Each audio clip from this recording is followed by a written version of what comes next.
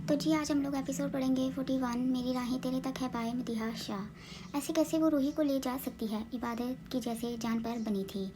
महराज उसको ऐसे इतना फिक्रमंद और परेशान होते देख दिल में रूही के लिए खुश हुआ था कि इबादत से बेहतर माँ रूह को कहीं नहीं मिल सकती थी।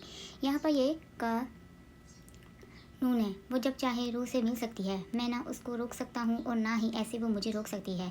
पर तुम फिक्र नहीं करो, रूह हमारे पास ही रहने वाली है। सिर्फ कुछ हफ्तों के लिए उसको ऐसे हमसे दूर रहना पड़ेगा, ये ज़रूरी है। वो उसको फिक्रमंद और परेशान देख बहुत धीमे से समझाना शुरू हुआ। अगर रूही वहाँ जाकर मुझे भूल गई तो उसकी अचानक से आंखें भरी थी। जाने क्यों दिल में फिर से किसी को खोने का डर आया था। वो तो उसकी सकी माँ है, वो उसको उसकी ममता मिलते ही मुझे भूल, ऐसा कुछ नहीं होगा, मेरा यकीन करो। मेराज जो बिल्कुल उसके सामने बैठा हुआ था, उसकी गालों पर पहली बार आंसू की कतार छोटी सी बात पर फैले देख तड़प उसकी गालों को उंगली से छूते साफ कर गया। रूह के जो दिल में है वही सामने नजर आएगा। मैं जानता हूँ उसके दिल में सिर्फ तुम हो। तुम्हारी जगह वो औरत आप कभी भी हासिल नहीं कर सकती, वो कुछ भी करे। वो मोहब्बत से गालों को साफ करते अपने गर्म हाथों में उसके बर्फ मानत ठंडे हाथ दबा गया। तुम जल्दी से नाश्ता ले आओ, मैं ज़रा रूह से बात कर लूँ। वो उसकी नाक दबाते उठा तो इबादत ने एक वीट मिस की। जैसे महराज ने सोचा था, हनूस बिल्कुल वैसे ही हुआ था। अदालत ने एक हफ्ते के लिए रूही को उसकी माँ के पास जाने का हुक्म सुनाया था। महराज घर से ही रूह को सब कुछ बता लाया था। वो उदास थी, रोने को तैयार, जब महराज ने उसको बोला, अभी आपको मामा के साथ जाना होगा। पापा मुझे नहीं जाना। आनी वो बच्चों की तरह रोने को तैयार थी, क्यों ना कि वो इमन से ज़्यादा महराज के करीब थी। इबादत खामोशी से सिर्फ दोनों को देख रही थी, क्यों ना कि उसको लगा था कि रूही पर उससे ज़्यादा उसकी सकी माँ का हक बनता है। आनी मुझे आपको छोड़ नहीं जाना। वो इबादत की तरफ लपकी थी कि बात ने उसको गोद में उठाया। रूही आपकी मामा भी तो आपको प्यार करती है ना, कुछ दिनों की बात है, फिर आप अपनी आनी के पास वापस आ जाना। वो उसको प्यार करते बहुत ही आस्तीन से समझा गई। चले रूही। महराज जो दोनों को सिर्फ देख रहा था, रूह को इबादत के साथ लगे देख कर ये बातें बोला। इबादत जिसकी आंखें खुद भर चुकी थी, मुश्किल से खुद पर कंट्रोल करते रूही को खुद से अलग किया। महराज इबादत को गाड़ी में वेट करने का बोलते रूह को लेते ईमन की तरफ गया।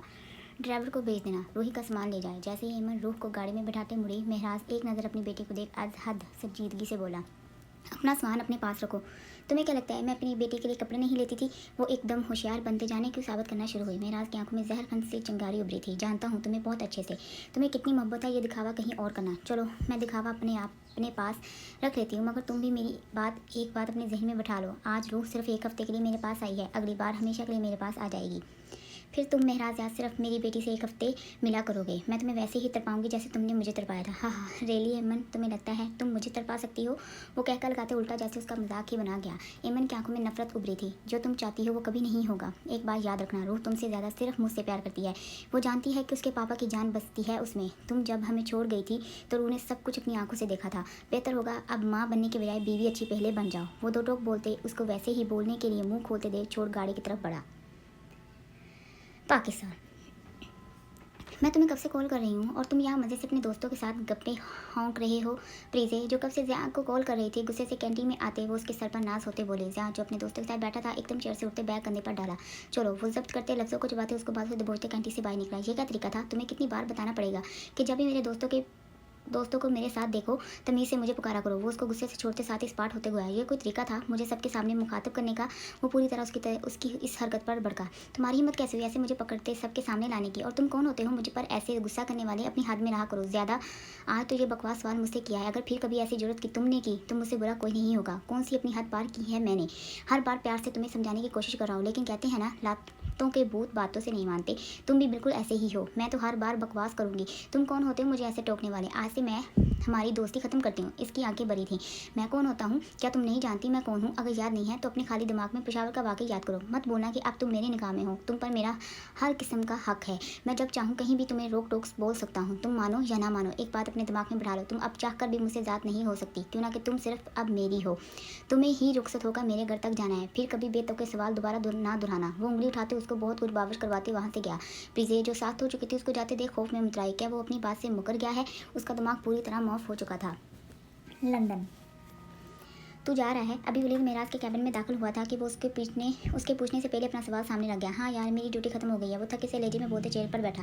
रूही से बात हुई तेरी? वलीद उसको लैपटॉप की स्क्रीन पर नजरें जमाई देख ससीसा रूही का पूछ गया। नहीं अभी 2 दिन हुए हैं उसको, वैसे भी मैंने खुद ही कॉल नहीं किया। मैं नहीं चाहता ईमन कोई भी फ़ायदा उठाए। वो तेजी से टाइपिंग करते हुए कैसा फ़ायदा वो उठाएगी? वलीद उलझा तो उसने शकन डालते पूछा। यही कि अभी रूही आई है तो मैंने कॉल करते उसको डिस्टर्ब किया। वह अदालत में छोटी से छोटी बात पर भी इशू बनाना चाहती है और मैं उसको यही मौका देना नहीं चाहता। वो एक उंगली को ब्रेक लगाते चुटकी सी निगाह वलीद पर डालते ऐसे संजीदगी से बोला। वलीद अच्छे से समझ चुका था। वैसे इबादत भाभी कैसी हैं? वलीद उसको वापस से काम में मसरूफ एक ऐसे ही पूछ गया। ठीक है, वो वैसे ही मसरूफ सा बोला। तू ऐसे क्यों नहीं करता? कुछ दिन ऑफिस से ऑफ लेकर इबादत भाभी के साथ इंजॉय कर। भाभी को लंदन घुमा, रूही भी घर पर नहीं है, वो बोर हो रही होंगी। घुमाने के बहाने से हमारे घर डिनर पर भी उनको ले आना। वो मुस्कुराते बहुत ही आराम से बोलते महराज को सोच में डाल गया। आइडिया बुरा तो नहीं है। महराज एक सेकंड में ही काफ़ी कुछ समझ चुका था। इबादत, लंदन कैसा शहर है? सर्दी तो हर वक्त पड़ती होगी। सोनिया जो काफ़ी देर से बात के साथ लगी हुई थी, अब के सारे जहाँ की बातें करने के बाद लंदन के मौसम पर पहुंच चुकी थी। इबादत आपी हुआ जो सोनिया को लाउंज में जाते देख गई थी, भागते सोनिया के करीब आते साथ ही वीडियो कॉल पर इबादत को देखा। इबादत आपी, फलक जो बैठी हुई थी फ़ौरन से उठने को हुई। खामोशी से बैठो, तुम्हारे पास ही आ रही हूँ। सोनिया ने उसको आंखें दिखाते डराया। फलक मुंह बनाते खामोशी से वापस बैठी। सोनिया फलक के हाथ में फ़ोन देते हुमा को भी पास ही बैठने का इशारा करते खुद किचन की तरफ गई। तभी एक बार फिर से उन लोगों के लातदार सवाल तैयार हुए थे। क्या उसे ये फूल पसंद आएंगे? महराज जो ऑफिस से वापसी पर रास्ते में फूलों की शॉप देख फूल खरीद चुका था, आपके डोरबेल के पास खड़े सोच में पड़ा। महराज ने इससे पहले कभी किसी के लिए ऐसे इतनी चाह से फूल नहीं लिए थे, यहाँ तक कि एमन के लिए भी नहीं। वो कुछ देर वैसे ही अपने बारे में सोचता रहा। वो क्या बदल रहा था? ये सवाल जहन में किसी मकनातीस की तरह चिपकी। वो खुद से नफी करते डोर खोल घर में दाखिल हुआ। एन तवक्कुल के मुताबिक इबादत सामने ही किचन में डिनर की तैयारी करती नजर आई। महराज मुस्कुराते वैसे ही उसके करीब जाते खड़ा हुआ। इबादत जो पास्ता बना रही थी, ससी से निगाह डालते वापस से काम में मसरूफ हुए। महराज उसको आराम से मसरूफ देख फूलों का दस्ता उसके पास शेल्फ पर रखते फ्रेश होने के लिए गया। उसको इबादत का ऐसे देख कर अनजान बना बिल्कुल भी अच्छा नहीं लगा था। वो खामोशी से वापस रूम की तरफ निकल गया। जैसे ही महराज गया, बात ने ससी से निगाह फूलों पर डालते हाथ साफ किए। ये फूल यहाँ क्यों रख गया? वो ताज़े फूल देख खुश हुई थी। चेहरे पर हल्की सी मुस्कान जैसे फैली थी। इबादत तू भी ना? वो अपने सर पर चीख लगाते फूलों को उनको अनपैक करते सोचने लगी।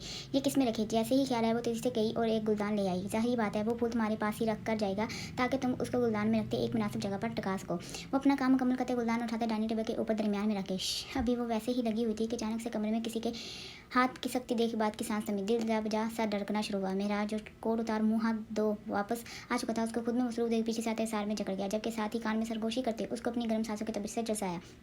इबादत जो फूल रख चुकी थी, मुकाबले कैसे करीब आने पर जल्दी एकदम बर्फ की मानो ठंडी पड़ी। वो उसके कमरे में हाथ डाले साथ ही गदे में लब रखे जैसे उसको अपनी गुर्बत में बहकना शुरू हुआ था। इबादत जो खामोशी से खड़ी हुई थी, मुकाबले की जड़ पर अंदर तक लजी। वो वैसे ही लबों से फासला तय करते उसके कान के लोग को जा बजा चुक गया। इबादत के साथ पूरी तो वो घबराते मुकाबले को खुद से दूर करने की साथ करना शुरू हुई। छोटे मुझे वो काम तो लबों से मुश्किल से लड़ती आवाज़ में बोली थी, जबकि साथ ही पूरी ताकत लगाते मुकाबले को खुद से दूर हटाते धक्का दिया था। महराज उसके कब्र में खोने लगा था। अचानक से उसके ऐसे धक्का देने पर माथे पर बड़ डाल घूर गया।